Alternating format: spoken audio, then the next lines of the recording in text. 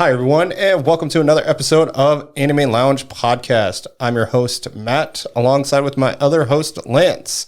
And we have Tyler with us. Thank you so much, Tyler, for joining us today. Thank you for having me back again. I feel like it's been forever.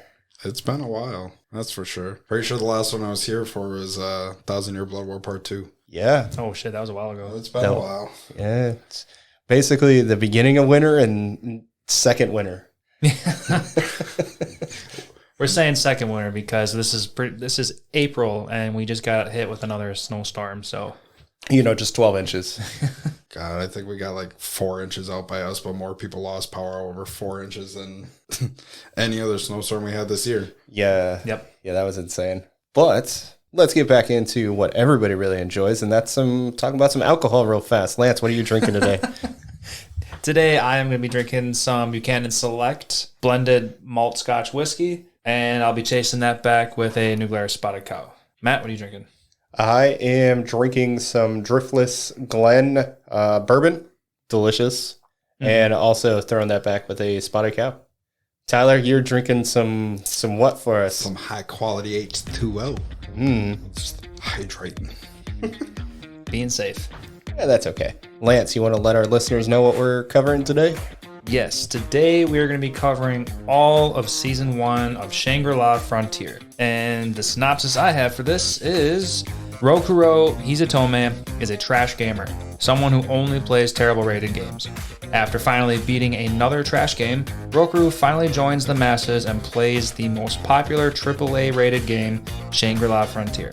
Rokuro names his character Sunraku and quickly gets absorbed into this new world. As he adventures on, he quickly unlocks unique scenarios that both help and hurt him with his level up process. With the help of his gamer friends Oikatsu and Pencilgon, will Sunraku uncover the truth of this world? And that's what I wrote for today. Nice. Yeah, that's a pretty good one. I kind of wrote that last part, uncover the truth of this world, really specifically because on the final episode they said it like 10 fucking times at the end. So I'm like, okay, well, clearly uncovering the truth of this world is very important. Yes. And Lance, you also want to hit us up with that Lance's lesson?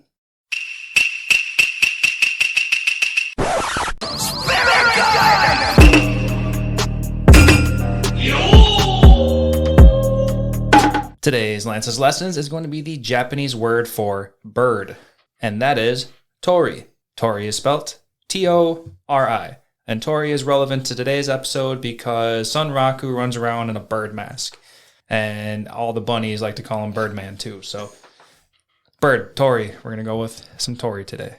Who's the rapper they called Birdman? Was that Lil Wayne? There's actually a rapper Was called Birdman. Was it really? I'm pretty sure. I thought it was a nickname. It shows how much I know. Damn. All right. According to Google, Birdman is a rapper, Brian Christopher Williams.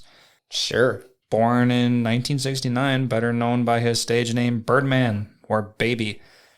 He's an American rapper. Okay. He's old. All right. Well, can't make any reference jokes about that one, so we're just going to continue. And for everybody's interest, please stay tuned until the end of the episode because I would like to give a random ass Pokemon quiz. And if you guys are interested in that, you'll see it at the end. Nice. Yeah, we'll continue. And before we get into any anime talk, Matt has some Matt Manga mentions for us today. NANI?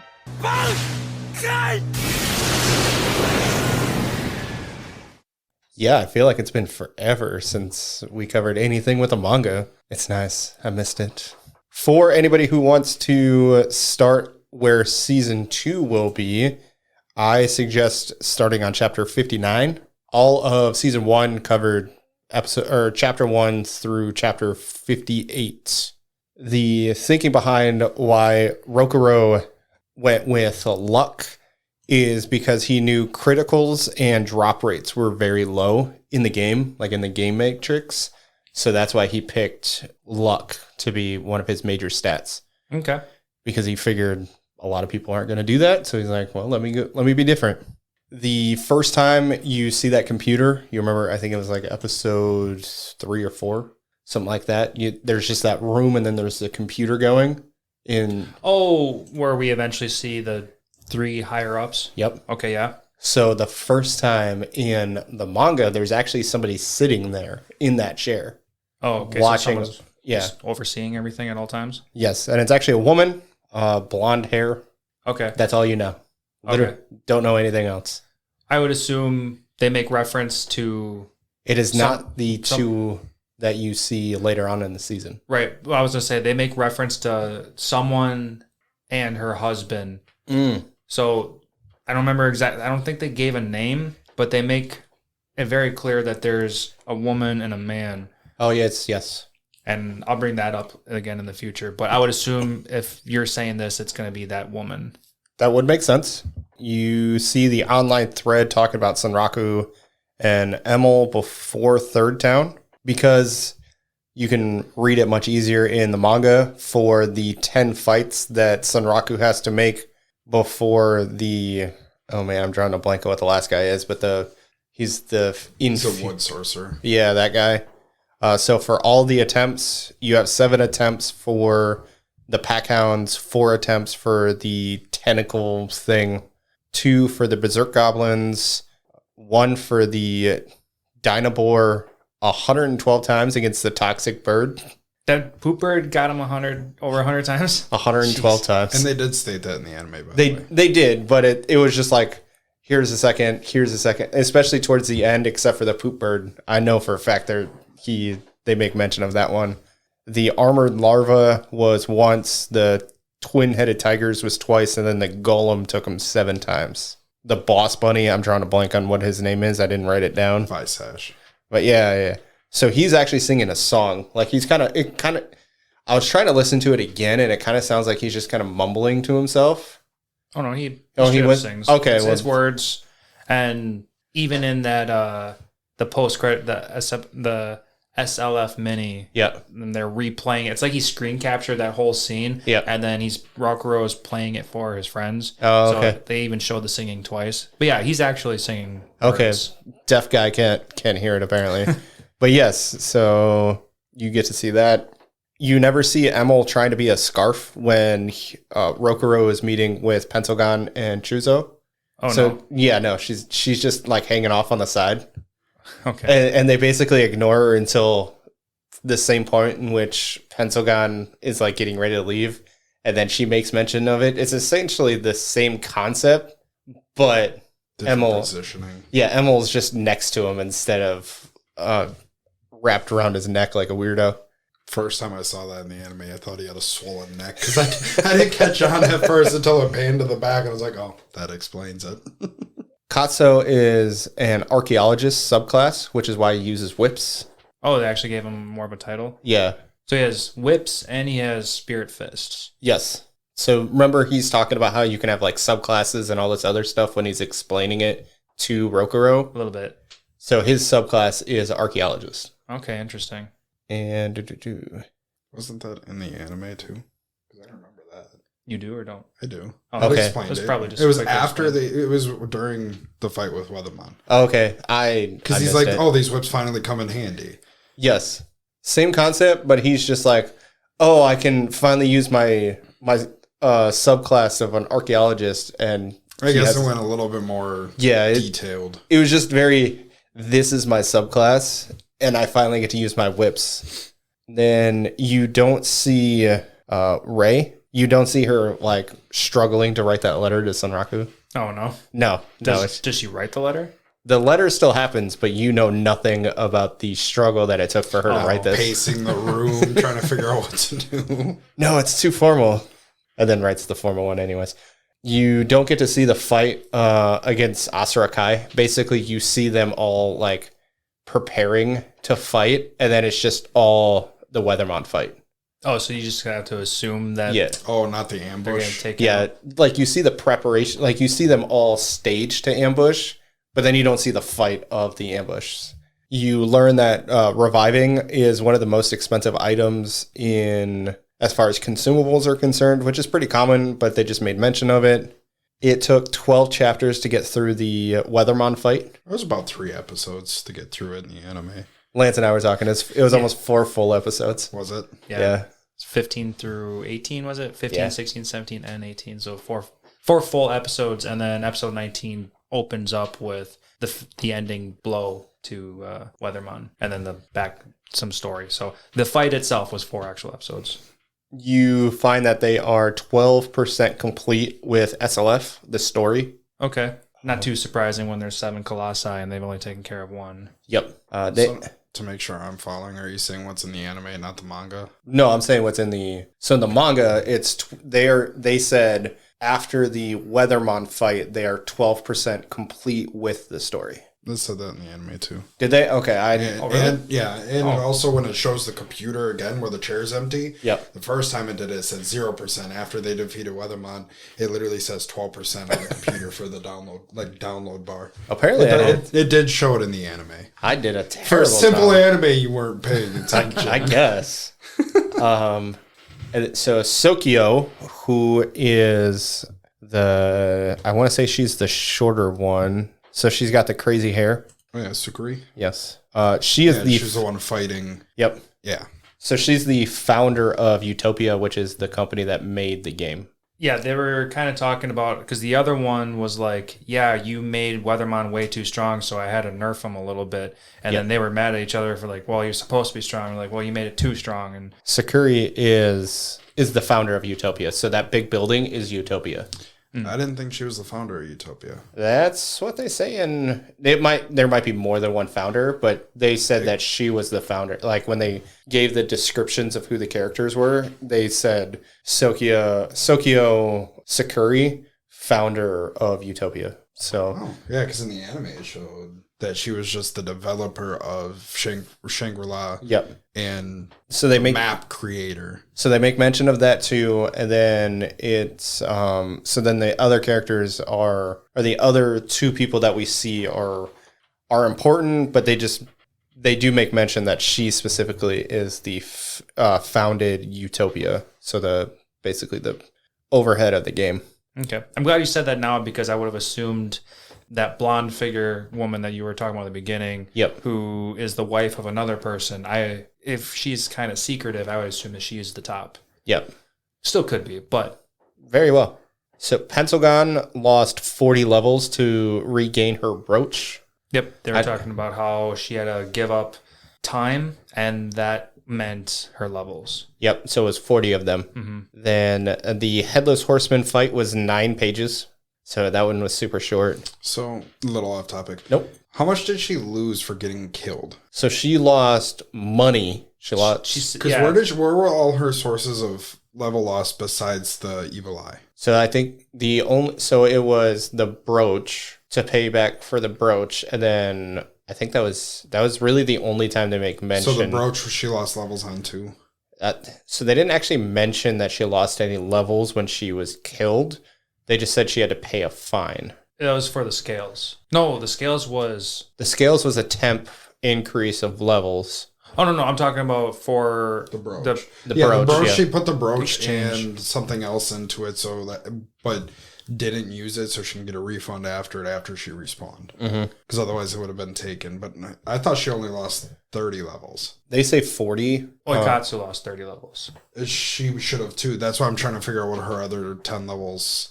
So they're saying to get her brooch back was 40 levels. I don't know. They didn't mention. So she would have lost over a total of 70 then. Probably. Yeah, because the evil eye takes a level every 30 seconds in the last 15 minutes. So she lost 30 levels just from the evil eye. Oh, that's right. She also took one. Yep. Yeah, she was talking about how she knows what it was made of, and because she knows what it's made of, even though they can't actually taste anything, it still makes her like want to gag. And then she popped it in her mouth and took off. Yeah, so her so she lost probably about a total of 70 levels. Yep. Sunraku waited for 3 minutes for the scorpions to basically cool down. Like when he was in his special time? Yeah, because they were talking, it's like, oh, if I just need to wait. And then you just see him like, okay, it's time. Yeah, it was 3 minutes. It looked like 3 seconds. He's like, I can go out. Yeah, right. I was really wondering if they were going to play an experiment with the time delay. Or not even time delay per se, but like if he was going to be like, well, what if I stay in here for only 5 seconds and he warps back into real time and all the scorpions are still there and they're going to fuck him up. And then he's like, oh, screw this. And he goes back into his inventory and he sits there for like a minute and then... Well, he doesn't have MP for that. That's right. He slowly drains through it. But like he went back a couple times, so I thought we would get to see him experiment. But of course, that's needless screen time. Yep. I feel like you could do that in a manga, but in an anime, you couldn't do that. They'd be like, what the fuck is this? You'd have 2 filler episodes with him figuring out timing. It would be perfect SLF theater. It'd be it could be a mini.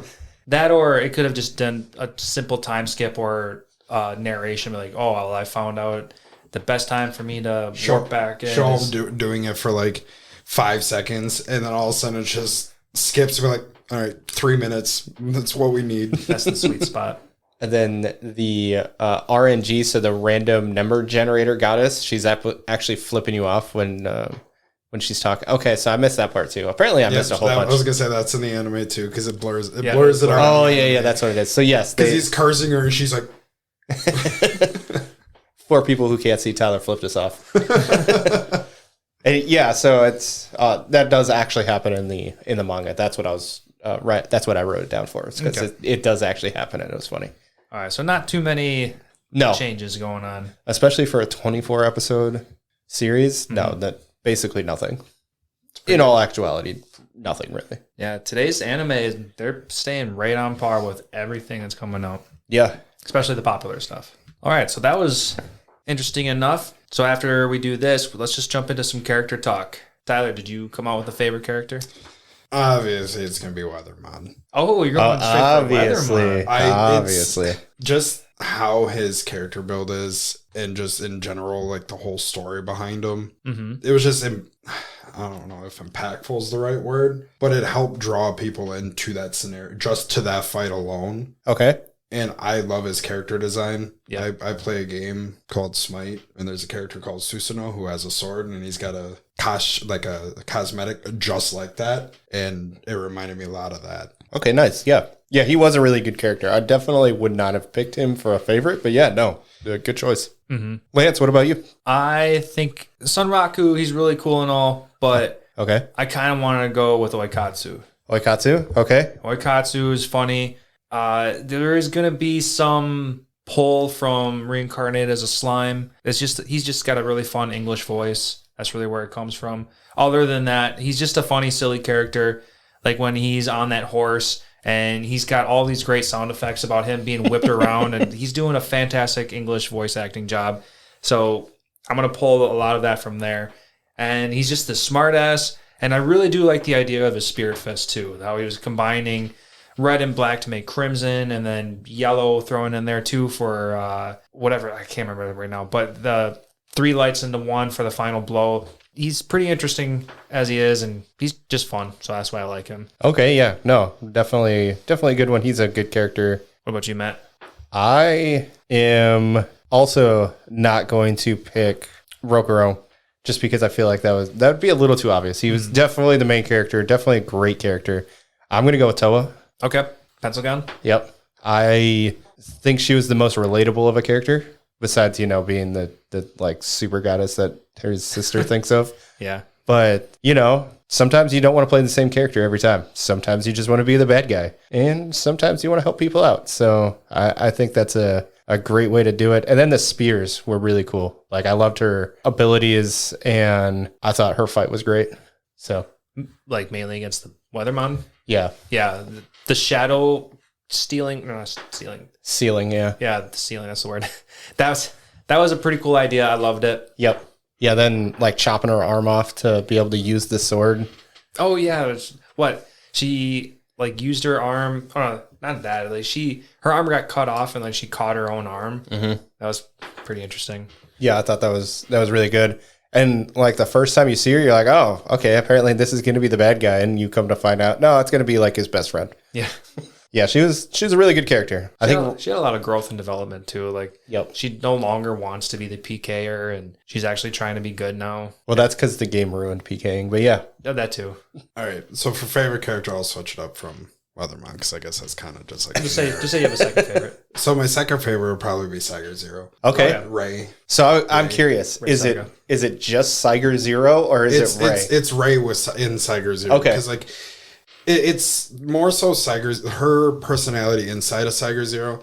Yes. Because she still gets her nervousness when trying to talk to Sunraku. Yep. And just all the jitteriness, but then it'll be like, oh, can't do this, and then just turns into a badass that literally everybody in the world fears. Yes. Like, it's just, you have two completely different personalities in it, and it's fun to be able to watch her just switch. Yep. And then just shit on anybody. Mm-hmm. Yeah, I love the Saiga Zero pencil gun fight. I wish that would have been longer. I wish it was a little longer too. That negative reversal deal that she was doing, the Satan form. That was a pretty cool You concept. also got to remember that's a level 30 something getting dumped on by 100. Oh, so yeah, that was not going to, because she lost all her levels at that point. Yep. So she was not winning that. Tiger Zero could have walked up to her, flicked her in the face, and sent her flying. She was still 70 because she hadn't died yet, so she didn't pay the money for her brooch. So she lost the 30 at least. No, because she had to store the brooch before she died, but she didn't have time in the fight. She stored it before they walked out of that cave. Yes. Yeah, so she had to pay the levels to get it back. Not to get it back. Okay. Yeah. Okay, that explains. But yeah, but even then though, 70 versus 99. That 30-some level difference is huge. Still a big difference. Yeah. Do we know for sure what level Saiga Zero is at? I would assume since she's the attack master, she's max. She's got to be max at 100. All right. Is there a max? I don't know if it's 99 or 100 because Pensagon showed her level once and it was 99. And I don't know if she was like close to hitting 100. I don't know if there's a level max. I never talked about it. I thought it said 99 plus. It could be like some games where you hit max level, but then as you level up, you can put it like into skill points and stuff still, but your level doesn't move. Yeah. I bet you it's that one where it doesn't actually cap you, but it. I would say your numbered level is capped at 99, and it goes from there. But that's like a 30. That's a 29 level difference. But they had weather on it 250. Class size are, I would assume, are different. I mean, you look at bosses in some games, even though your level cap they'll still be higher. They got a that's true reason to get shit on. Yeah, so then when they nerf it, when you get it, it makes sense. Like, oh yeah, this is only a level 40. It's like, but he killed me at level 40. Doesn't matter. So yeah, honestly, all the characters were great. To be completely honest, like all these characters were super good. Yeah, everyone was good. One character I want to talk about real quick is Belok, the brown sister bunny. Yes. At first, of course, listening to this in English first, her like super New York or Boston accent, whatever one it is, it was super hardcore. And I thought like, oh, they're trying too hard with this character. But then I really grew to appreciate and like that style of a character towards Belok. Yep. And then because we were forced, because of the timing of this episode that we're recording, we had to watch the last couple episodes in Japanese. Even the Japanese voice actor for Belok did a fantastic job. Kind of gangsterish. A little bit, but the energy that voice actor gave, I thought just was amazing. In I think the final two episodes, whatever, there's one moment where Belok is freaking out about those crystals.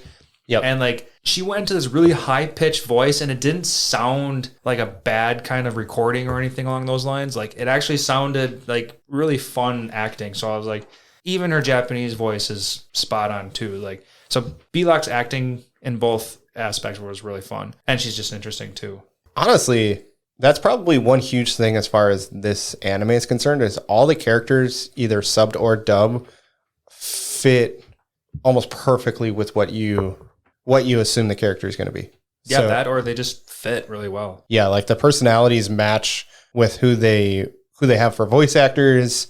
So yeah, I completely agree. Belok was a great character. Does SLF change your top 10? Either of you guys? No? For me personally, no. Okay. Maybe come like farther seasons where it's got more bigger things than just one fight. Yep. I mean, don't get me wrong, like the Lycagon fight was pretty nice, but it happened so early that it was just a raffle stomp. Yeah. Like if it happened a little later, cool. But to me, I only got excited off that Weathermon fight. It kept me interested. Like, don't get me wrong, it's good and it's enjoyable, but that was like the only fight or only time it actually pulled me into it. Okay, understand. That's fair. I do appreciate the introduction of Lycagon so early into the series to begin with, because that adds the whole level cap in a way, like the whole... It shows that there's something out there that does not care about you and will shit on you because of its level. That's just how... I was thinking handicap. Exactly. Like the early handicap. Like that early handicap showing that there are unique monsters that are deadly by themselves that groups of 20 struggle against. Mm-hmm. Before we get too off topic, Pin and Lycagon coming in early because I have another question about that. Okay. As for your question, top 10, as of right now, I'm not going to consider this in my top 10. Okay. It is 100% going to be in a recommended list. Yes. But until I see how things conclude a little bit more, Okay. then I could say that it's going to be in a top 10. Because, Okay. we still got 6 other Colossi to see. Yep. If they're going to be animated and told their story beautifully, and I would like to imagine... Actually, I have no idea about Lycagon, how soon I would imagine him being defeated and reversing this curse, or if it's going to... Whatever, that's a whole conversation we need to have in a couple minutes. Yes. But I just need more story before I consider this top 10. Okay. It's up there. It's a great story. It's a great anime. And I definitely, like I said, I 100% recommend this to everybody who likes action shonen. Yeah, I do recommend it as well. Like it's good. I just need a little bit more for it to break that top because there are some other animes that have such big story development in shorter episodes. Okay. Yeah, I can see that. Yeah, I What about think you, top 10 is probably a little too presumptuous.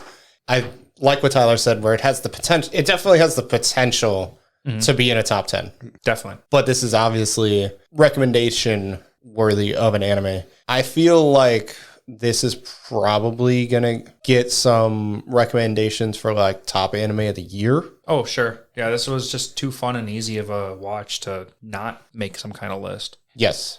Yeah, absolutely. Like, I'm not going to lie. Is it in my top 10 list of hilarious animes? Yes. I don't think I've laughed this hard at one-liners in my life. Yeah.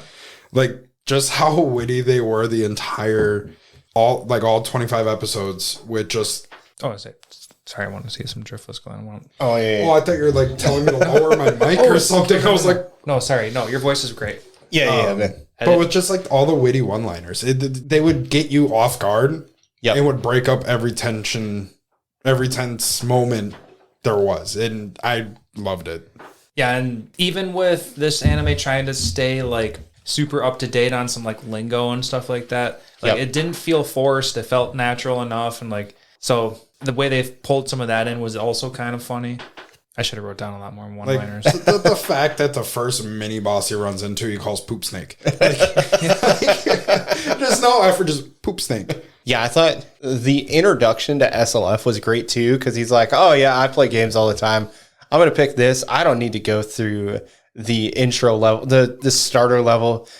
I felt that so hard because I'm like, every time there's a skip option for video games, I'm like, yeah, I don't care. Skip, whatever it's trying to give you the introduction, was just like, how fast can I get through this so I can get into the game so I can just start playing? I'll figure everything else out as I go, and it doesn't always end well, but right, because usually if you're a gamer to a certain degree, you kind of expect how games should go, and you just have to get a feeling for the game more than getting told how to play the game. Yep. So yeah, I can understand why you might want to just skip everything to begin with. So like, I don't need all this beginning lore, so let's just jump into the action. But back into the beginning, when talking about funny stuff, and Rokuro was making his character, he said, I'm actually going to take this serious for once. And he gives himself such a silly design. And like, that's nothing to be serious about. But then there was a quick narration about he was taking it serious with his stats because, like you were explaining, that probably missed was the luck and stuff like that. Is he was trying to be strategic a little bit with this. Yes, he was having fun, but he was also thinking about it in a critical way too. Yeah. Selling all his clothes for money and relying on his skills as a gamer to get through quicker. So that's why it was serious. And it was just ironic and funny that he just looks silly. It's just the hat. It's just the bird hat. It's just the mask and the fact he's not wearing pants, shoes, shirt. Just kind of, overall shorts? They got suspenders. They're hanging down on the side. Speaking of his clothing, so because of his curse that he's got, he's not allowed to wear clothes that covers his markings, right? Yes. How is he able to get away with wearing that ghost garb? They talk about it. Do they? Yeah. Because it still covers everything. It depends in a video game sense where it equips to. Yeah, right. So he can, if it's technically one whole piece, which I don't think it is. I think it's a chest piece and it's a mask. Is it just one solid piece? Then I'm assuming it's a mask. Yeah, it's a long mask. Okay. Yes. And that's what I figured. Like I have a feeling it equips to somewhere that doesn't touch either his torso or his legs.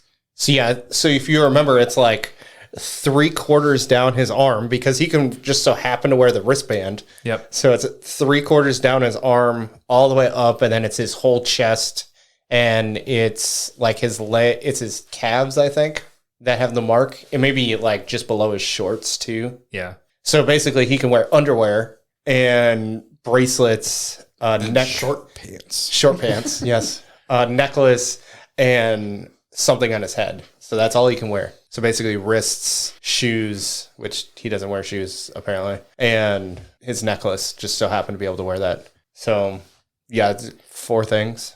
So minimal, so crazy. 5, 6 things. Yeah, I did. Did you guys notice that he was wearing the bracelet the whole time? Yeah, it's just a lighter colored on his wrist. Yeah. What are you talking about? The teleportation item inventory one? Yeah, the inventory bracelet. Yeah, they made a small comment about how it like blends in with your body, so it's a permanent item, and it's not a piece that you can take on and off. It's now 100% part of them. So yeah, it's like basically a tattoo. Yep. So Lance, you had said that you wanted to put a pin in Lycagon. What did you want to bring up? Yeah, don't exactly remember exactly what I wanted to come forth from that conversation, but I think what I do remember is talking about Lycagon and how we could imagine removing the curse off of Rakuro. Okay. So to me, it would feel a little weird to get the curse removed in season 2 if it seems to be so important to holding Sunraku back and getting too OP too soon and everything. So how soon? I also kind of feel this to be like a end of the series kind of thing, is to defeat this wolf and then get everything back to normal. I don't know. Okay. It's like a big revenge fight. Right. Okay, now I remember the other part of my pin.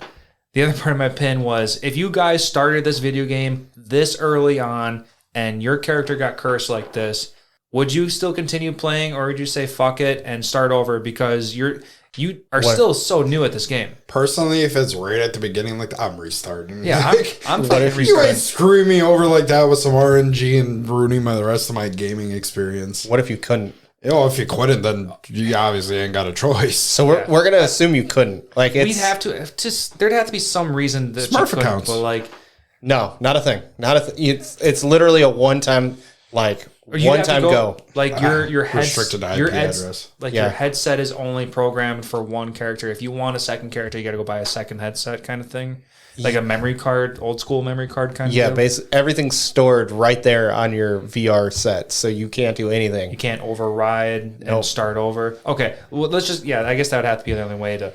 If you could restart, fuck that. Getting cursed that early in the series, I'm making a whole new level. You're not backtracking that far. But he is he loves trash games, so he has no issues with putting limitations on something. Because remember, he played that one game knowing it was the princess's fault the entire time. Yep. And had no issues with it, just so he could punch her in the face. At the very end, yeah.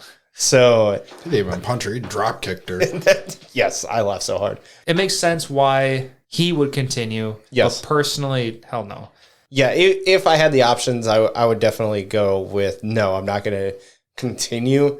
But if we didn't have the option, I wouldn't necessarily care, only because for the simple fact that really the only limitations are no weaker monsters, NPCs don't really talk to you, and you can't equip stuff over the curse. So let's be completely honest. Like, if you're doing Pokemon stuff, you're skipping all the lower monsters anyway. It's like when they fight you, you don't care. Like, it's nothing.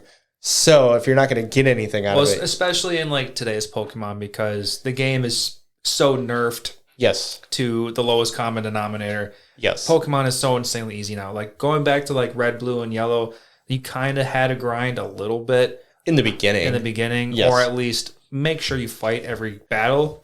But the experience gain is still important, and in every video game today, grinding is important, especially for those games where you're like you have to pay to win or whatever. So the point is, grinding is important, and you can't grind if everybody lower than you is running away from you. Because then you have to chase them, like we saw with that goat. You chase down that goat in order to attack them, and that can get super tedious. But you just keep progressing forward, and you just flush through each subsection until they're weaker than you, and then you continue. So it's not really all that much different. especially in his scenario, because he's a professional trash gamer, so he likes the challenge, so he has no problem facing new dangers, and that's why he's fighting all these super strong guys, and he's leveling up, no problem in addition to that. So in his case, it makes sense, but to the average gamer, if everybody lower than you is just running away and you're forced to fight people higher than you, it might be a deterrent to a lot of gamers. Yes, but also most gamers wouldn't fight a Lycagon in the beginning anyways. Oh god, no. If I saw a Colossi at that early level, I'm running away as soon as possible. Even if I'm going to try to avoid death, that's for sure. Tyler, would you try and fight a Lycagon in the beginning? The fight was amazing. Yes. I like the dark style. Yes. That's. But I'm asking, if you were playing the game, would you try and fight Lycagon? Hell no. I'm running for my life. If I turn around and see a giant wolf that disappears when the sun or moon disappears, I'm out because I know I'm losing. Sorry, I'm doing a little research on Lycagon's mark. Because I don't really see it as much as a nerf. Not for his build. It's not a nerf. It's not too much of a nerf other than... technically, it's a buff to him. Especially in the final couple episodes where that miasma was avoiding him. That's definitely a perk. But the idea that you can't equip other equipment over the marking, so you can't boost your defense or anything like that. He was a glass cannon anyways. It's okay. That's why it was okay for him. Talking to other computers that aren't going to help him out in story stuff. Again, for his character style, doesn't care because he's going to do whatever he wants anyway. Except for Emil, which is weird. But yeah. Yeah, because we can talk about that one. Yep. Like how we... Well, the whole Rabatuza special quest deal was never even fully explained to us. We can explain how it might have started. Yep. But we can talk about our theories on how to even unlock that secret quest or secret unique scenario. That's what it was. But the other big con, kind of like what I was alluding to earlier, is just grinding. Yep. I would be the grinder because I like RPG games. Yep. And the only way to get better in those is spend 5 to 15 minutes just doing random battles and grinding it out, getting your money if your money drops are good. But I'd be perfectly fine with same level characters, like just fighting same level characters the whole time while grinding. There can be that too. It's time consuming. Either way, it's gonna be time consuming. Grinding's grinding. Nobody loves to do it. It's just how much time do you have to grind? Yep. So it's just gonna get harder and harder if the lower levels are dropping. So I don't know. It's all about playstyle. And in Rokuro's case, it has no real effects. Minus he has to walk around naked in a bird hat. Well, he can change his hat. But he won't. No. So supposedly from this wiki, he can wear armor over the markings, but it will destroy itself within 3 minutes. That's going to be some future stuff then. Yeah, I don't know. Well, I guess we'll see. Well, that'll be I'm assuming season 2. He'll try something. It might have to be the, what is the gear that I want to call it legendary gear, but it's not the legendary gear. It's the stuff in his inventory. Yeah, the inventory gear. Yeah, there was another word for that, but yeah, that special high class. It's like unique armor. I can't remember exactly what it was named. Yeah, it would have to be something like that. I feel like that's the only stuff where it'd be like some sort of anime logic where it's like, oh, the level is higher than the level of the mark, so he can wear it, but it degrades because of this. And it's like, oh, okay, sure. Yeah. Could you imagine playing a game like this, open world concept, MM or RPG, whatever it's called, whatever, where there's a shit ton of people, and everybody is in one storyline, unlike a single player game where this storyline revolves around you. So we're playing a world where there's 7 Colossi, and there's going to be a group of people who are going to be the Colossi hunters. Yep. And those people who kill them are going to level up insanely. They're going to get all the great items. And then people like Rockro are going to get these potentials to get these suits and stuff. So there's going to be like kings upon kings of people who are going to just completely own this world. And they're talking about decades for how long this game should last. But what's your thoughts on being in a world where you're basically living in the real world where you're just like, you're living the bottom of the bottom and someone else is just so insanely OP? The fairness level, I guess what I'm getting at. What do you guys think about that concept? I mean, it sucks because you got people who want to, like, in an aspect of a gamer, you try to join up, but then you got people who just spend all their time grinding. Like, for example, like real life gaming. Yep. You're busy all day. You can get out for 2 hours a night compared to the crackhead kid who's sitting at home playing for 13 hours a day. You're not going to be able to keep up with it no matter how much you enjoy the game. Yep. And it takes the fun out of it to a point. But I have a feeling with this, with the Colossi, because if you remember at the end of the episode that they said Weathermon should not have been one that died first. He should, yeah, they said he was mid-game, possibly even end-game. Exactly. So if he's a mid-game and they struggled, I have a feeling no matter how much OP stuff that they use, no matter the party size, there is going to be one that will absolutely destroy them at some point. Well, I also think the Colossi nerf the characters so much that it doesn't matter what your skills are and all this other stuff. It's true, like skills within the game. It's you have to be good at the game. So whether as long as you meet the minimum criteria, which in this case is level 50, and you're doing all that stuff, like it doesn't matter if you spend 14 hours a day playing the game or if you spend 2 hours and it took you 3 months to get to that point. Right. Like you're still you can't just out level this monster. Your ability to play a video game is what's going to make you come out on top against Weathermon. And I'm assuming all Colossi are going to be this way. And to a degree, yeah. I think Lycagon, he appears to be like a basic, just high-leveled boss because he's coming and going, like you said, with the appearance of the moon. So as long as he's available to attack, that's when you attack him. So that's just one scenario. I don't think they're all going to be level capped. Look at the difference between Lycagon and Weathermon. Weathermon is in his own area. Yep. Lycagon roams. Yep. I have a feeling they're not going to be level capped all the time. But I think Lycagon, so say Lycagon would fight, I don't know, a horde of people. He's going to do his like cheating stuff at the end of the fight with Rokuro in the beginning. Like he's going to base his attacks depending on the ability of the individuals. And that's just technically in a game sense, that's just coding. The more you fight, the harder you're going to fight at the start. Try to wipe out as many as you can. Yep.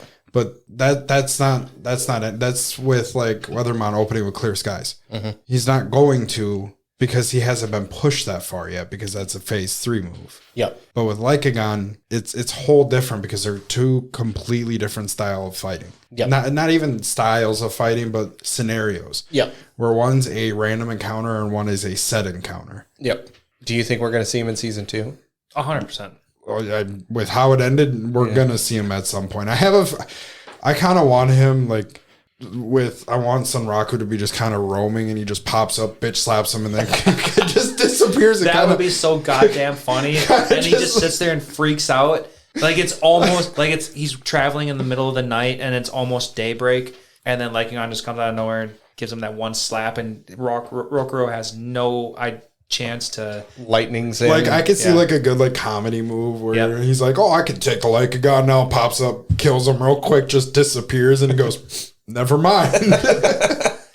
But I do have a feeling he'll be back. I mean, the season ended showing him on the rock. Yes. Do I think it's going to be the end of him next season? No. Okay. I have a feeling it's going to drag out for at least a couple seasons. Okay. Do you think at that point they're going to have a fight? Okay, well, first question, do you think they're going to fight? I don't know if they're going to fight as much as they're probably going to spot him in the wild. Okay. You think they're just going to figure out his trigger? Like, probably try to find out his trigger, but maybe like see him and he's just staring them down from like that cliff that he's sitting on, and they like try to approach and he just disappears. Like I don't see a big fight because I don't really know what his story is at all. Other than he roams. Yeah, we don't have a story yet. So there is no story behind him. Like if you look at mythology, Fenrir, he has a story behind him. You know what he is. Lycagon's just he's a wolf that roams. That's all it is. He's a shadow clone. They did make 2 mentions of him because if you remember Setsuna, she makes mention of him because she's talking about how Rokuro has met, what is it, Cinderella and two more things. Yeah, they're talking about Setsuna's past. How they reminded her of other characters. So Cinderella and one other. So I'm thinking it's a Rokuro with his meeting with Lycagon and with Vash. So I think it's those 2 things along with having Emil, So I think Emil is the Cinderella. Oh, yeah, definitely. And so I think the other two is Lycagon and Vash. So Who's Vash? What's Vash? Vash He's is the king of Rabbituza, the boss. Oh, Vash Scythe. yeah. Sorry, when you're Vashasashu. Visash. Visash. There it is. But That's the he wants to pronunciation. get he wants to be called. This is something I just thought of, but let me finish my other thought. So I think that is what she is mentioning. Mm-hmm. I also think that Visash, this is something I just thought of, is a Colossi. Yes, Like an end-game boss. Yeah. I think he's going to be the last boss. it makes sense. That thought did cross my mind, and I was going back and forth on it, like because it appears that he's this unique scenario where he's going to help trigger other Colossi. Yep. But I guess it would make sense that he's walking everyone through a path only to lead to himself. Maybe he wouldn't be the final one, but I think he's definitely going to be one of the top ones. Yeah, because I think they said there's 2 of them they don't know about. There's 4. 4 they don't know about? Okay. Weatherman was the 5th. Weatherman was the 4th that they found out about. Okay. Because at the time when they were fighting Weatherman, only the Ashura Kai knew about Weatherman. The world did not yet. Yep. So there was 3, which one was Lycagon, and we haven't met the other 2 yet. They've just been passing by name. Yep. And when Weatherman was defeated, they said, well, he wasn't one of the ones that were mentioned, so he was the 4th found. So there's still 3 more that we haven't been discovered yet. Okay. Yeah, so I think Visash is one of them. I think he's going to be the last one. I think this whole scenario is the scenario to get him to essentially be like, yep, I'm the last Colossi. You have to defeat me to win the game. Okay. Literally building a friendship to literally play into a villain arc. Yep. That's gonna lead to my next question. I like this idea of him being one of them.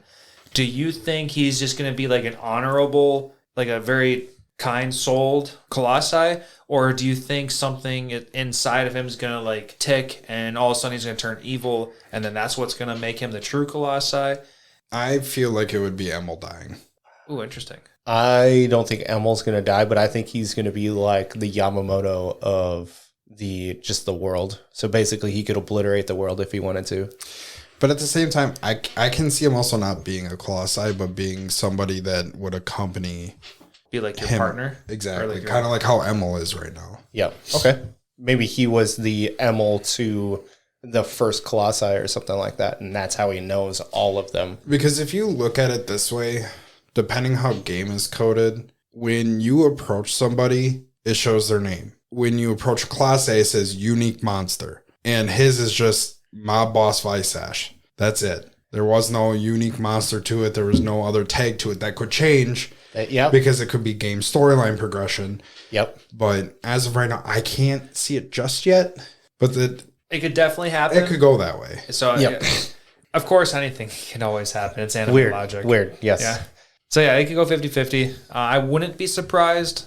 Like I said earlier, it was one of my first thoughts that he could be, but I would like him to stay on the side of the Allies and just someone that helps progress all the story. And, yeah. Yeah. That would be something I'm going to have to look into. This is going to be manga specific, but I'm going to look back into when they're talking about the Colossi and see if they give us a picture of them and see if maybe I can blow that up. Okay. I don't think there was ever a snippet of the picture, like a dark outlines of any of the Colossi. Okay. Actually, I lied. There was. I remember when they were talking about the categorization of 7 Colossi, it had all 7 of them shadowed out. Yeah. So. All right, no deep dive. Well, I'm going to dive into the manga. So because I don't believe the internet. So yeah, that is my theory on how the series is going to go. So I think that's going to be a lot of fun. Because it was in the manga. In the manga, sorry. All right. Do we want to pause for a second? Sure. Because I fucking think you're right. So we did some quick Google searching. We saw some shadows and some images from some manga panels. And there is stuff that appears to show that there might be a bunny in the background. So we'll kind of lean on one side or another. Whatever. You guys, if you want to do a deep dive into Google yourselves, go for it. Otherwise, at this point in time, nothing's for sure. So we can just speculate later, maybe into season 2 kind of talk. But Yeah, because it looks like there is a Vorpal style Colossi. That's about all it gives you. Yeah, it's all shadowed out. So whatever you want to think, whoever you think it is, it's really all that's to it. It's like what Lantz said. It looks like a boulder with ears. Yeah, that was pretty funny. So putting that behind us, I think this will be a great opportunity to take a break.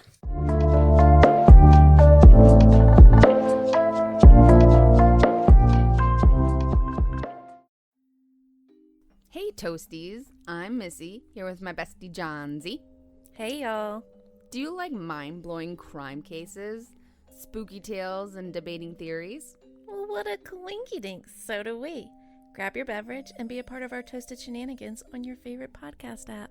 You can even send us a story or drink suggestion. Hit us up on Instagram, Facebook, TikTok, or at toastedshenanigans.com.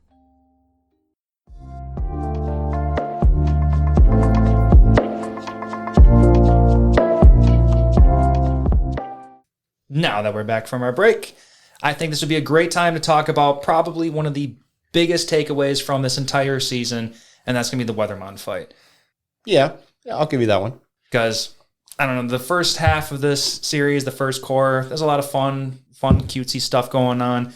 But then we got into core 2, and we just got real hardcore into this Weathermon fight. Battling one of the Colossi, like we mentioned earlier, it took 4 full episodes in order to get through this guy. Matt, I know we were talking prior to even starting our recording.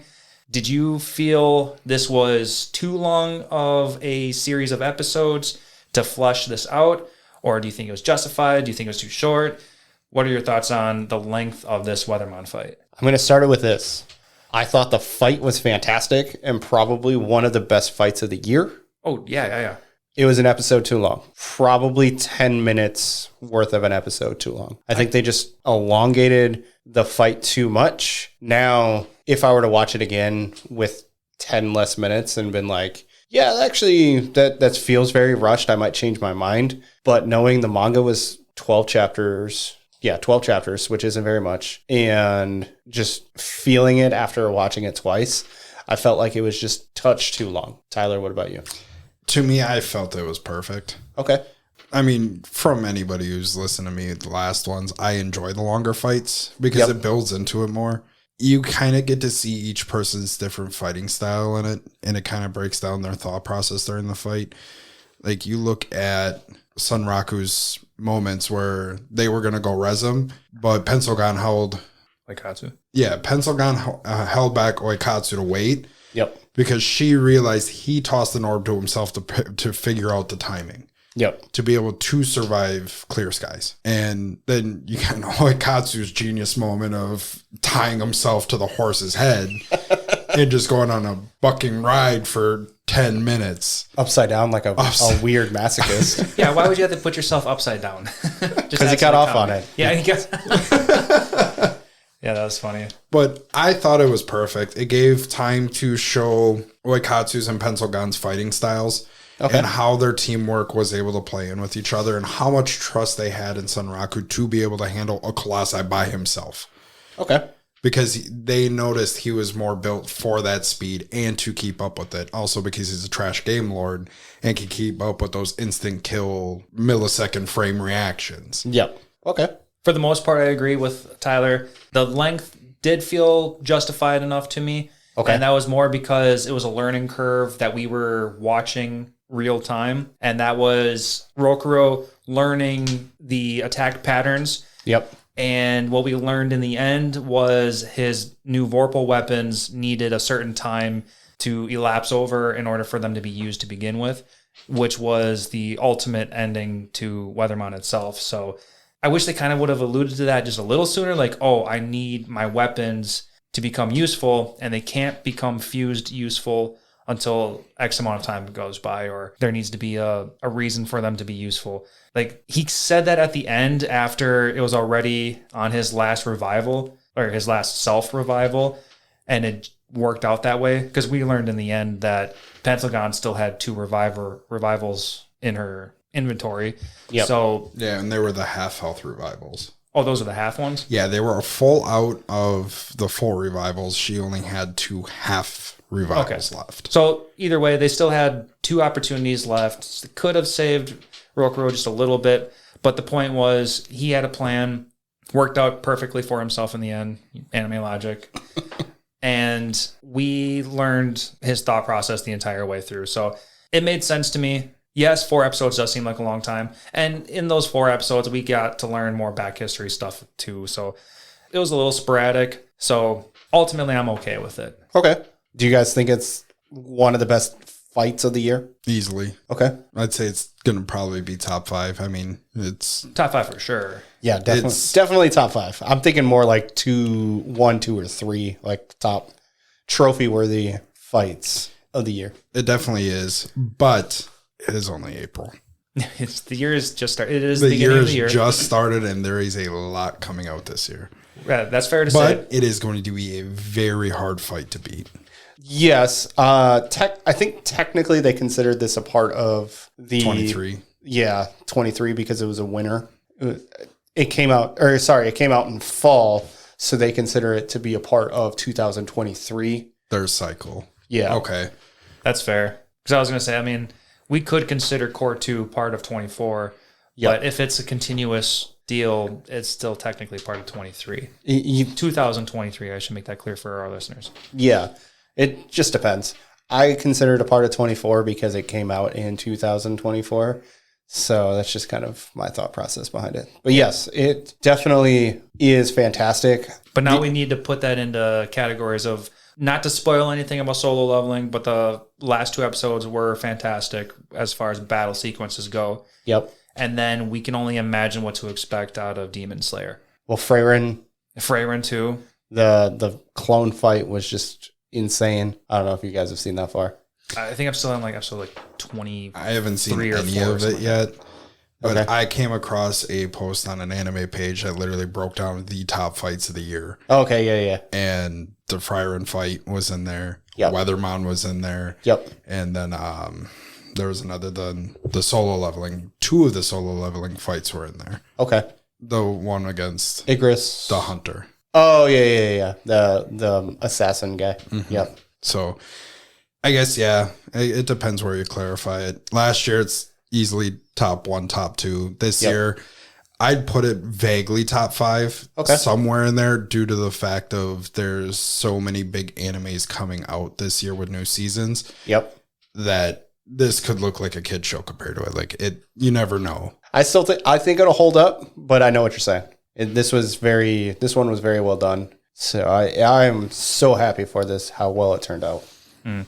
Yeah, like you put comedy into it. You put the action and the thought process. You got to see how smart these guys are in a battle. Yep. Like Oikatsu's smartness is a little weird, but then when you see Sanraku's smartness, where what was the ability called? It was like Primal Surge or Primal something that boosted his stats. The wolf hunger thing? I think so. I think it was wolf hunger. I can't remember the exact name, but he was just over the threshold to get it. So he stabbed himself with his sword to drop himself to the threshold to be able to activate I was so happy that they made that work, because he was about to activate it, and then you realize that he's still at 30 out of 30 health, and he was at 11 of 30, and he needs to be 2/3. He needed to be below 2/3, and he literally had 1 health more than what he needed to activate the threshold. And then, but of course, it's anime logic. Oh, the update that came out today allows me to do this, and he just goes.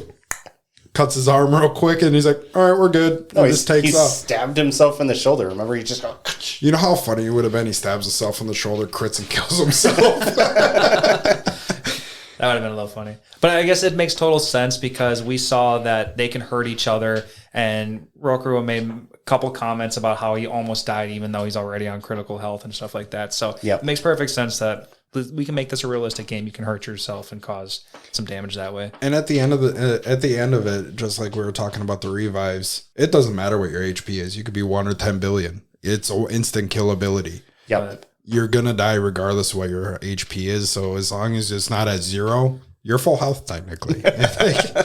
You look at it that way. One small thing I was very surprised about is we've focused on his luck meter so much in this anime that I thought for sure at least one time he was going to luck out on one of these insta-kills. So I didn't think that, but if you remember from the manga mentions, luck also pulls into crit attacks. I suppose. So that's why he pulls so much into his luck, is so that he can get criticals. Basically, every time he swings, he gets a critical attack. And I don't think luck would account into not getting critical hit. Well, to get one shot, I think that'd be more along the lines of probably an evasive skill. I only really say that because I'm pretty sure in the beginning of the season when he was fighting the poop snake, he was able to survive because he blamed his luck on him being able to survive with 1 HP or something. He was supposed to die. Well, no, he made it to the bed with 1 HP. Oh, yeah. I just meant like, I remember at some point early in the season, he said that he survived because of his luck. I don't remember exactly. I can't pinpoint that something, but I know what you're saying. That somewhere. He thinks that he survived because of his luck. But I don't think luck matters when an ability is an instant kill regardless. I mean, that's fair, too. Because it gets through armor. Like if it touches you, you're dead. It does not matter if it even nicks your pinky toe. You're dead. Mm-hmm. So I don't think luck would have mattered about not getting instant killed, because that'd probably be, in that game sense, it'd be more of a bug than it would be in... Which is probably why they bring up that game, the bug game. I love when they went... At first, I was like, why would you go into other games? Let's just focus on this game. But after I re-listened to it, I'm like, you know what? I like that they pull away from it and then bring you back in. And then you can just go have some fun with a different game and bug out. It makes you question, like, this is a very real concept that people are going to go play a bugged out game just to test their luck on some BS matches and stuff like that. And also in the beginning, we look at it like we see him just going into the game to release stress, but you don't realize that game had a lot of like contribution to his skill in Shangri-La due to the fact that he could react to that fast of a bug. Right. It actually benefited him more than anything. That's why he initially went back again, was to to get used to that like millisecond reaction time to a bugged attack, because that's how fast Weatherman's going to be attacking. Right. Yep. Yeah, definitely. I like how they tied everything in. They did a really good job. That everything was thought out really well. I feel like this anime was made by somebody who loves video games and is also very good at drawing. Yeah. Yeah, I totally agree. One of the notes that I'm looking at right now was the Vorpal Soul Collar. Yep. The thing that he was given. Choker that he had to wear. That he was given. It cut his experience in half, but it boosted his stats by 2.5.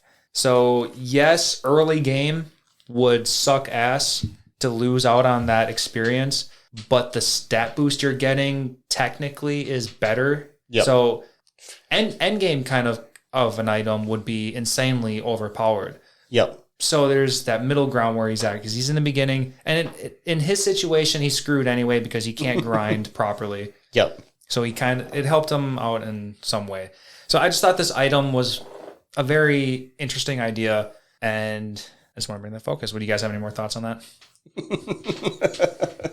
It was good. It basically was just another test of how well are you going to use your Vorpal Soul and stick to these limitations that we're putting upon you. Like that's all that was. Yeah.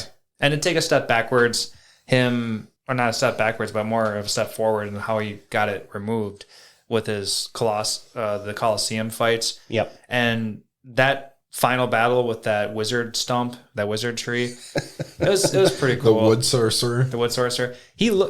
The character design of that guy he was pretty fucking badass. I liked it a lot. And the fact that he used the reference from the wood sorcerer fight to fight Weatherman. Yes, it backfired because he didn't realize he'd still get shit on without a sword. Right.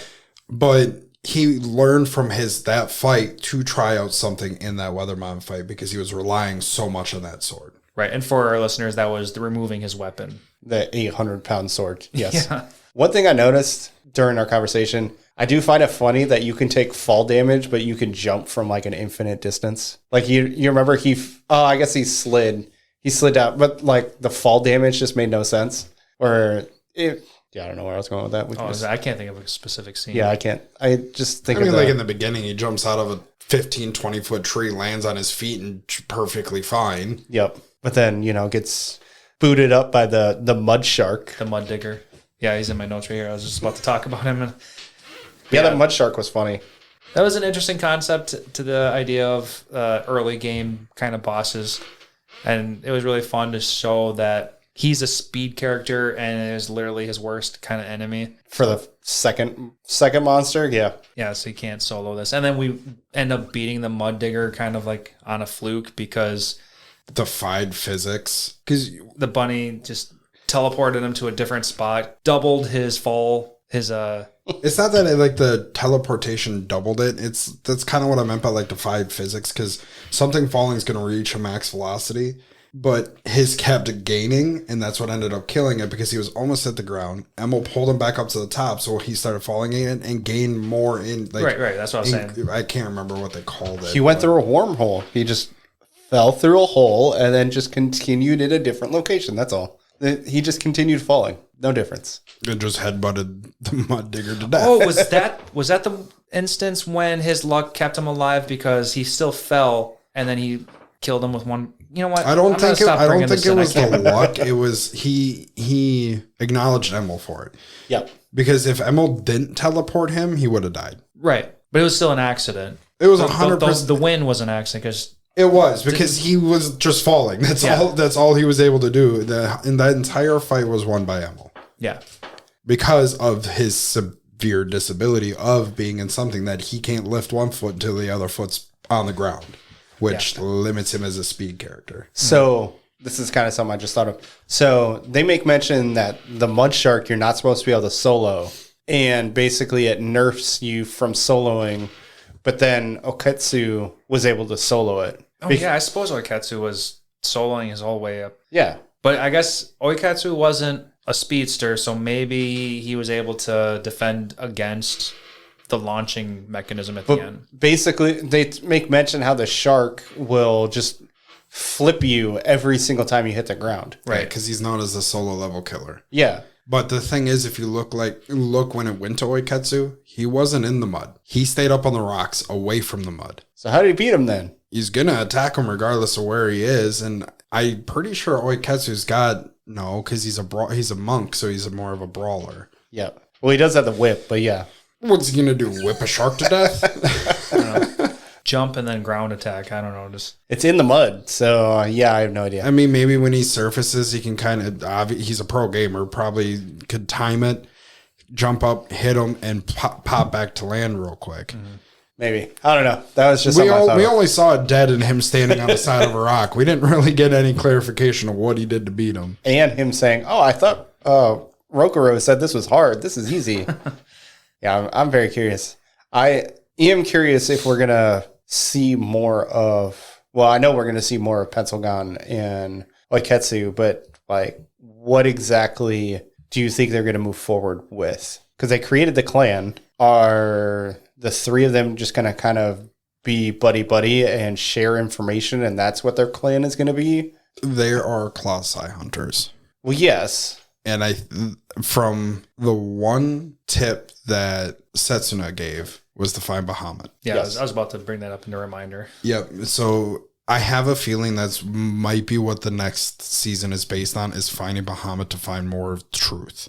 Okay. But Makes the sense. only thing is where are they going to start? Because I can guarantee you the first person to hear about Bahamut, and that's only info they have, is find him. They make mention in it with Rabbituza, because I think Emil talks about how it is in the area by where Vash says to go look for this certain objects. I know they're because they're going to that area to be able to increase Belok's blacksmithing. Yes, and where they're going to increase the blacksmithing is where Vash told him by Vash's Vorpal Epic quest. That's what it is. Okay, I was getting quests which mixed up. Might just be where Bahamut is. It would make sense. It just happened to be in the same place. As far as we know about Bahamut is that they just need to find him. Yep. Okay. That's all we know, unless there's more in the manga than we know about on it. No, at least not at this moment. So we haven't really talked about the last part, the second part of Core 2, which is like the fight with the Headless Horseman. We haven't really talked about the Scorpion fights, minus the jumping in and out of his bracelet space. Yeah, so going back to the Headless Horseman, what do they call him? Like a doula god, doula something? I don't. But yeah, the Headless Horseman, that was an interesting one where he was avoiding all the miasma because of his curse. Yep. Just so happened to show usefulness out of this curse, so that was really cool. And we got a supposed good item out of this that Belux says that she can reverse and turn back into something useful. So I'm looking forward to that weapon coming back into the future. Oh yeah, that's right, because it never broke. Right. Correct. That's right. It's just rusted and old. It was one swing away from breaking completely. Oh, is that what it said? Yep, because he had, I can't remember what the witch was that he fought, the phantasmal, to know exactly what it is, but the witch I was able to break up into 5 total. Mm-hmm. When Belak gave him the sword, she was able to kind of do a quick job on it because they were out in the field, and she said that he has 6 swings before it breaks, but there's 5 of them, so he had to kill each one in one swing to be able to preserve the sword, and he was able to save the sword. Okay. So there's still a chance for it to come back into his former glory. I think it's going to get upgraded. Yeah, that'd be cool. That would make sense if that's the weapon that gets like the evolution, because why would you introduce a kind of unique weapon to never see it again? Right. Because even that weird sword that Rockro picked up after Penselgon's brother got defeated, that evil looking sword, even that got used in the next couple episodes. So I like that they keep making use out of all this stuff. Yeah, I agree. No, makes complete sense. And then I'm very curious what they're going to make with all of the scorpion parts, minus the stinger, because he couldn't get it. Yeah. I wonder if, because they did make mention that all of these scorpion parts are basically only going to be used as accessories. So that makes me wonder if the scorpion parts are used for weapons. The jewels that they found are only going to be able to use for accessories. Oh, I must. The jewels and crystals that they found are only accessories. The scorpion parts they can make into weapons. Oh, okay. And I was about to say, like, is the scorpion stinger going to be the only true weapon piece? I would like to see him do like some quick. I'm very surprised they didn't do like a time skip thing, and he just went back and got it anyway, because it's just going to be time on Rokuru's part to go get it, because he knows the method to do it. It's just going to be a matter of getting it done. Yep. And then the other character we really need to talk about is the cat that we meet at the very end. Aramis. Aramis, is that what it's called? Yep, Aramis. Aramis. No, this character sheet doesn't even have it. Nope. I know, I had to dig through like 7 of them to find it. Oh. Is it Cattuza? Is that where he's out of? Yeah, that sounds familiar. So it'd be very interesting. Another thing that they mention, which is why I think they're going to get rid of the Lycagon marks, so basically defeat the Lycagon sooner, is Rokuros / Sunraku has already made a name for himself within the world of the NPCs, that he no longer needs the mark to put him in the unique scenarios. So that's why I don't know if they're going to defeat Lycagon. It needs to get overruled, because we can argue whether, like we talked about earlier, with those armors going over the curse itself, like will they'll just override it, or will the curse itself not allow them to put on those armors? So it can go. Yeah, and there is another way to remove the curse that they talked about. Oh yeah, by a high priest or something like that. That's very true. Yes. I can see them doing that route.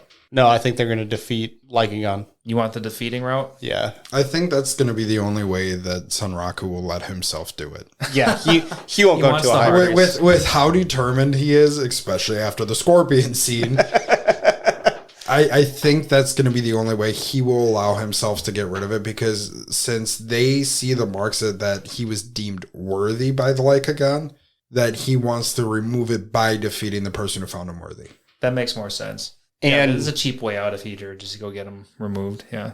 Well, that, and he keeps spending his money at the skill garden. He keeps spending all of his money. So, he's not going to grind to make money, because every time he does, he's like, oh, yeah, what about these skills and this grimoire? And I have, was it like 50 money or something like that? Yeah, like next to no monies. So, yeah, he can't save his money. Yeah, he's glass cannon all the way. He's all or nothing. Yep. I guess, what do you think of that concept where he has to like drink the potions to learn the skills? To be honest, I thought he was going to have to deep throat the twig.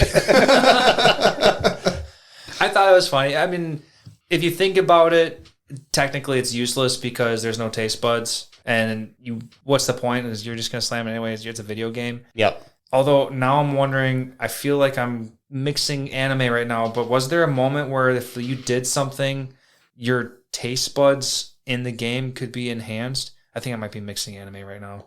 I think you are, because I don't remember anything. I'm pretty sure that's SAO, where you, like, the more you eat something, or the something more you something more recent than SAO. Oh, I don't know. All right, we're just going to put it's another anime. So about Aramis, I literally cannot find anything about him online. The Cattuza. I've typed in Cattuza, Cat Sith. I've typed in his name. Nothing pops up. Yeah. All we know is that he's got a big crush on Belok. And he is stronger than Belok. Yep. Correct. So he's going to be definitely useful in the next season because he's going to lead us to some location. It's not that he's leading them. It's the fact that he's not taking no of going with to protect her as an answer. Oh, that's how it worked out? Yeah. Okay. Kazuria, by the way. Oh, okay. Not Cat Tuesday. That's Rabbituza and Katsuria. Katsuria. Pizzeria. Yeah, I was about to say Katsuria. Cazzeria. Okay. Yes, Kazuria. Yeah, we've got plenty to look forward to him because he's such a new character. We don't know anything about him. Boil the next time. There's a lot, because you look at it when Aramis found out who Sunraku was and found out he was the one that defeated Lycagon. He wanted to test his reflexes to find out if he really is all that. Right. And Sunraku barely dodged it, but was able to sense he put nothing behind it. Oh, yeah. Sunraku was able to sense he did not put a lot behind that strike. Yeah. Hey, everyone. Please excuse this quick interruption. We had a small corruption in a file that we lost a couple minutes of. We really didn't talk too much about the cat conversation too much longer, and then we started talking about kind of what we expect out of next season and how many seasons in general this might just be. So without further ado, kind of gonna just throw you in the middle of a conversation. So it'll be very interesting if they follow suit. Because if that's the case, I could see this being 6 or 7 seasons if it stays popular enough to make 6 or 7 seasons. I could see it staying popular if they, one, don't space the big fights too far from each other, but don't space them too close to each other. Mm-hmm. Well, I think it might be one of those things where you could have the last 2 are back to back or together. You might have a dual Colossi fight, and that's how you can get rid of a couple at the same time while still making it very visually appealing. It's be interesting. Yeah. It's hard as we get further and further into technology to keep all of our stupid interest at max peak as we go through season by season. It's just going to get harder and harder. So I got to wonder if it's going to be good in the end. Yeah, I hope so. I hope it stays just as fantastic because this was so good. And I think that's really all I got as far as SLF is concerned. Absolutely fantastic. I love this series. It was so much fun. Oh, yeah. I wasn't even done with it, and I recommended it to 3 people already. Nice. All I saw was the first 2 episodes of the Weathermount fight, and I was like, y'all need to watch this. Definitely on everybody's must-watch list, especially if you're a shonen kind of guy or girl. It's just great. And the comedy's there, too, to fill in any kind of spaces that might be missing for you. It's an all-rounder. Absolutely. Yeah, definitely. Lance, as you had mentioned earlier, you had a little quiz for us. I'm very curious about this. Sure, yeah. There's something random I wanted to just share with everybody. I'm going to answer them all now. Pikachu. God damn it. All right. Well, thanks for joining, everybody. No. So I remember playing Pokemon Gen 1 and going through Blaine's gym. And Blaine's gym had a little quiz in between everybody's fight. So Oh, yeah, I remember those. So let's just pique everybody's memory and see if you can answer all these questions. So everyone at home can play along, too. If we get it wrong, do we have to fight somebody? Technically, yeah. I'll swing at you. Ah, damn. All right, so question 1. I think this is coming from Pokemon Red. Should I hit a fake buzzer, or do we just shout the answer first? These are yes or no questions, I think. All of them are. So both of you can give thumbs up, thumbs down, or you can say it out loud, whatever you want. Well, this is a audio-based... Yeah, good point. So, yeah. We'll just see how you guys feel in a moment. All right. Question 1. Caterpie evolves into Butterfree. Yes or no? See, it's a trick question because it doesn't directly evolve into it, so I'm going to say no, but yes. No, because it evolves into Metapod, but... Then to Butterfree. That's why it's a trick question. I get it's a simplistic game. Yo! Load faster. The suspense on his face had me going. I know, right? Okay. Caterpie evolves into Butterfree. They said no. And then he says, sorry, pal, I was a thief. And then he goes and battles him. So yeah, it was a stupid trick question in the video game because eventually evolves into Butterfree. Yes, Caterpie does evolve into Butterfree, but no, it doesn't directly evolve. Exactly. It's a trick question because either answer is right and wrong. God, that's such bullshit. I would have been with you guys on that the entire time. Like, what are you even talking about? All right, question 2. Oh, okay, according to this video, he just went for the battle. He didn't even go for the question. All right. There are 9 certified Pokemon League badges. Oh, geez, that's so easy. No. Oh.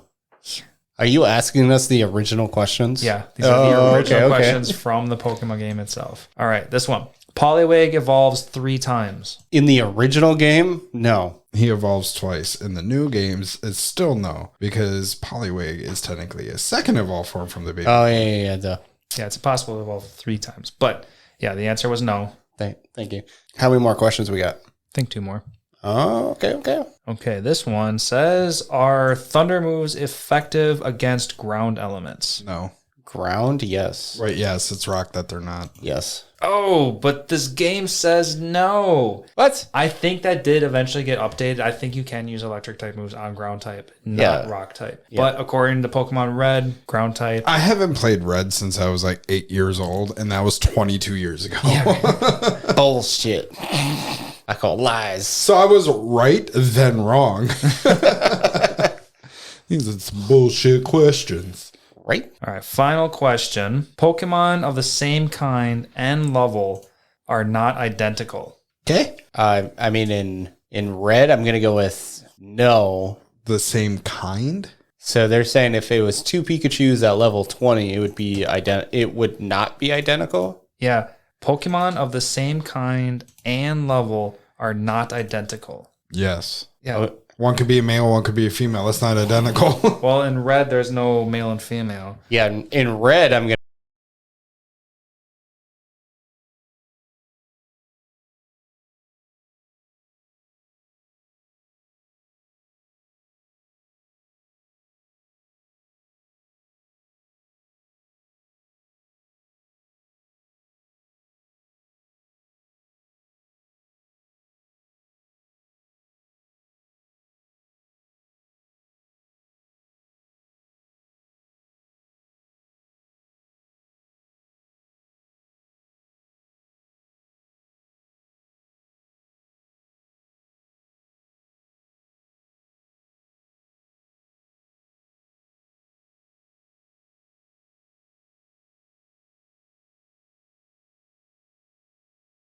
If you liked us, please leave us a rating because that helps us a lot. Also, make sure to check out our other content on YouTube where we cover hot new anime with our Short Flight series. And also check out the Animazeshow on Facebook and Instagram to stay up to date on everything anime related because they post anime news every single day.